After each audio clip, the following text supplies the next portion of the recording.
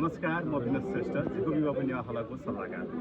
आज मिति 2083 साल वैशाख महिनाको 24 गते बिहिबारको दिन हाम्रो परम्परागत चलिआएको यो दिवाली पूजा यस वर्ष पनि झिको विवाह पुण्य हलले चाहिँ आयोजना गरेको छ। आज शुभारम्भ गरेको छ।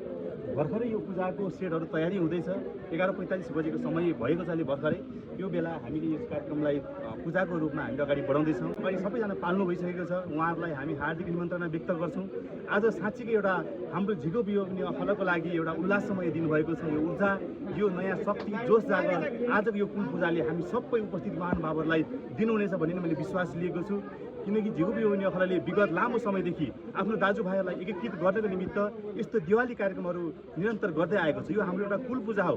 यसले हाम्रो दाजुभाइलाई एउटा नयाँ शक्ति, नयाँ जोस दिने काम गर्दछ। पक्कै पनि आजको दिनबाट पनि हाम्रो यो समाजमा चल्दै आएको रीतिरिवाज, यो चालचलनलाई सदैव कायम राख्दै हाम्रो दाजुभाइहरूलाई सदैव एक ठाउँमा राख्ने र सधैँभरि सुरक्षितसँगले हाम्रो दाजुभाइलाई अगाडि बढाउने काम यो कुल पूजाले गर्नेछ भन्ने मैले विश्वास लिएको छु। साथै सम्पूर्ण उपस्थित महानुभावलाई आजको दिनभरि रमाइलो गर्नुहोस्, पूजा गर्नुहोस्, आफ्नो कुल देवतालाई सम्झिनुहोस् भन्न चाहन्छु। यदि तपाईँहरू उपस्थित हुनुभएको छैन भनेदेखि पनि यसै भिडियो मार्फत हाम्रो कुल पूजा वर्षेनी हुने गर्दछ। यदि भएन भने पनि तपाईँहरू कुनै वर्ष हामी ग्यापिङ भए तापनि सकेसम्म हामी कुल पूजाको दिन चाहिँ यसरी यो माहौल पतनको निमित्त, माहौललाई अझै निहाल्को निमित्त नजिक आएर यहीँ आएर तपाईँहरू उपस्थित भएर कुल पूजा गरिदिनु पनि म हार्दिक निमन्त्रणा व्यक्त गर्दै आजको दिन तपाईँहरू इन्जोय हार्दिक धन्यवाद व्यक्त गर्न चाहन्छु। हस्, धन्यवाद।